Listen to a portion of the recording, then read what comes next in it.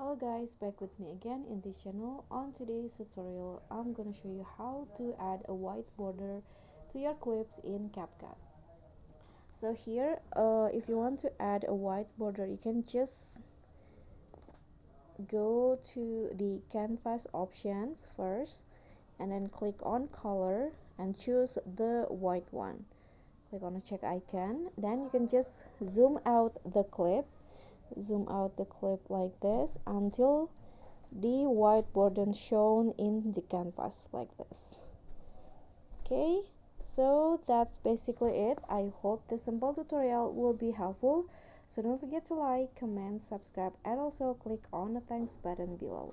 I'll catch you all on the next tutorial. Thank you.